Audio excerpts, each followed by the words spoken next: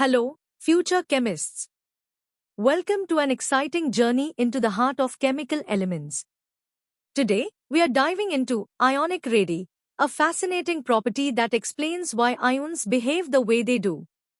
We'll start with the basics, then gradually explore its deeper implications, moving from easy concepts to the most challenging competitive insights. Get ready to uncover the secrets behind the sizes of charged atoms.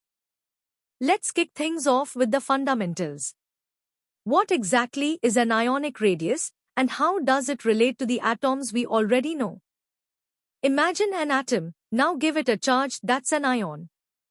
The ionic radius is simply the measured distance from the nucleus to the outermost electron shell of this ion. It's similar to atomic radius but specifically for charged particles. This measurement helps us understand the true size of an ion, which is crucial because ions are the building blocks of many compounds, especially salts. Understanding their size helps predict how they'll pack together in a crystal. Now, let's see how forming an ion changes an atom size. When an atom loses electrons to form a positive ion, called a cation, it becomes smaller than its original neutral atom.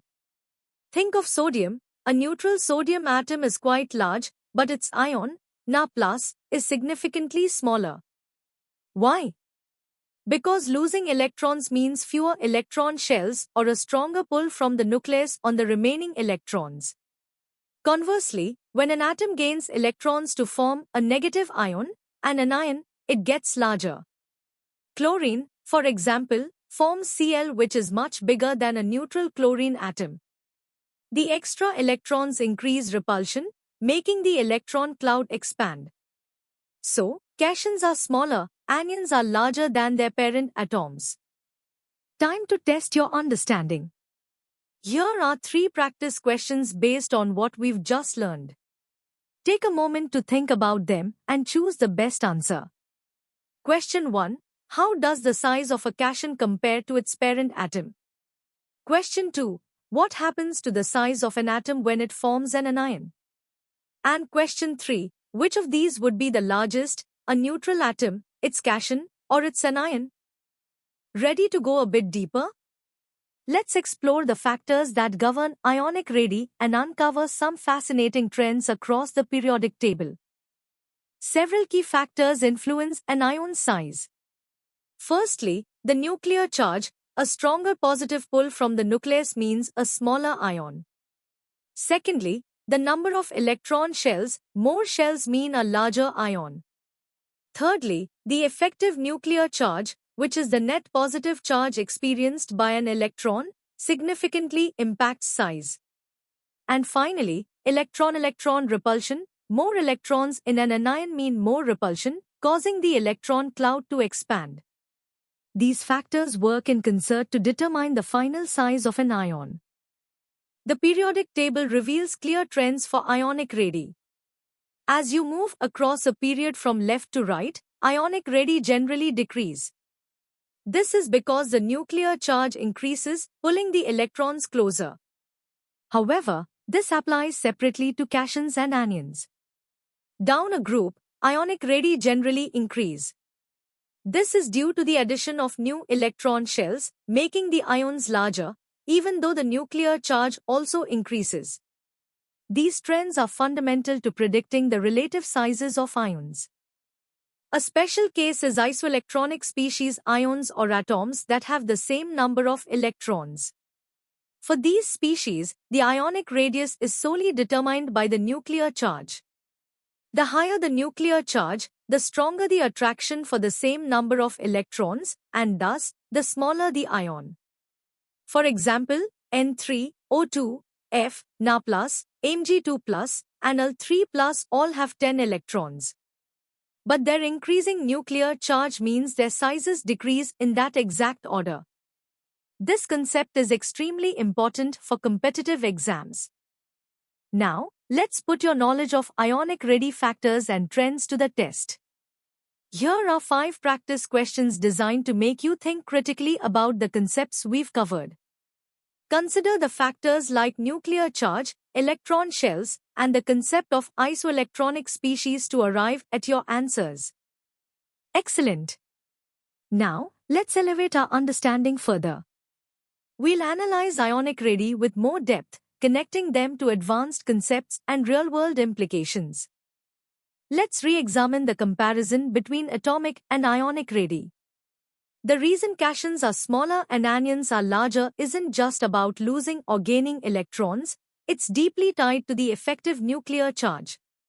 For cations, losing electrons increases the effective nuclear charge on the remaining electrons, pulling them in tighter.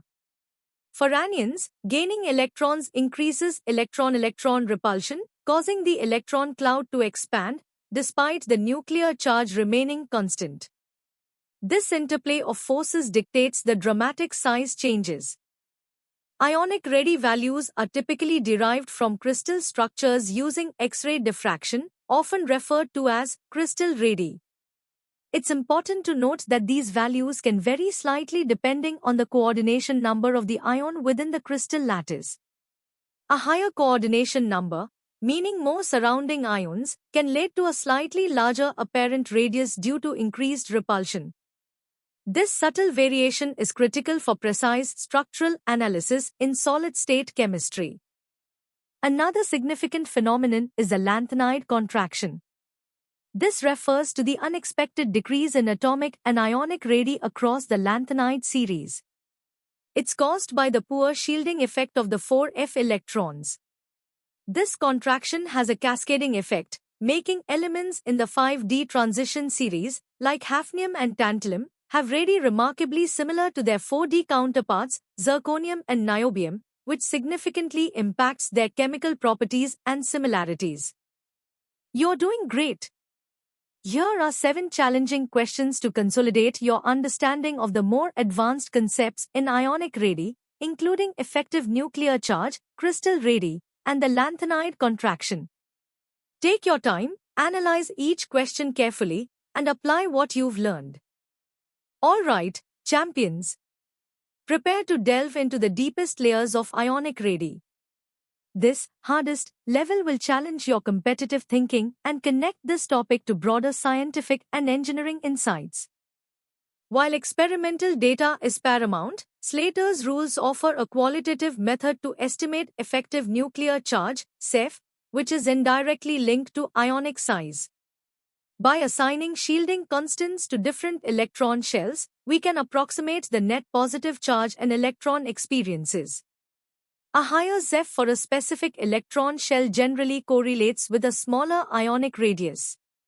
This theoretical framework helps us understand the relative sizes even without precise experimental values. Ionic radii are not just abstract values, they are crucial for predicting the stability and properties of ionic compounds. The Born-Lande equation, used to calculate lattice energy, directly incorporates the sum of ionic radii, internuclear distance.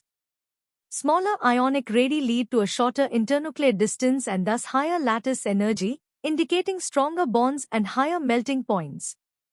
This connection is vital in material science for designing compounds with desired thermal and mechanical properties. The coordination number, or the number of nearest neighbors an ion has in a crystal, subtly influences its effective radius. As coordination number increases, the apparent ionic radius tends to increase slightly due to enhanced interionic repulsion. This consideration is vital for accurately predicting crystal structures using Pauling's rules and understanding phenomena like polymorphism, where a compound can exist in multiple crystal forms depending on pressure and temperature. For example, an ion might have a different effective radius in a 4-coordinate tetrahedral site versus a 6-coordinate octahedral site. Ionic radii are indispensable in various fields. In solid-state chemistry, they dictate crystal structures and aid in designing materials. For instance, in semiconductors, doping elements must have similar ionic radii to the host atoms to avoid lattice strain. In geochemistry, ionic radii help explain element distribution in minerals, predicting which elements can substitute for others. For very heavy elements, relativistic effects, where electrons move at speeds close to light, cause s and p orbitals to contract, leading to smaller than expected ionic radii, an advanced concept explaining some anomalous properties of heavy metals. You've absorbed some truly advanced concepts. Now, let's tackle the first 5 questions in our hardest level challenge. These questions will push your understanding of Slater's rules, lattice energy, and the influence of coordination number. Analyze each scenario carefully and apply the principles we've just discussed to arrive at the most accurate answers. Keep pushing your limits. Here are the final 5 questions for our hardest level. These focus on the broader applications of ionic radii in material science, geochemistry, and even relativistic effects. Think critically, connect concepts, and demonstrate your mastery of this complex topic. Success in these questions will show you're ready for competitive exams. Congratulations on completing this in-depth exploration of ionic radii. We've journeyed from basic definitions to advanced competitive insights. Mastering this topic is a crucial step for your GMAIN preparation. For more such comprehensive educational content, practice questions, and personalized learning experiences, visit synapse.omaps.in.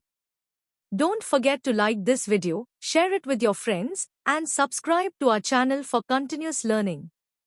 Keep learning, keep growing, and excel in your G journey.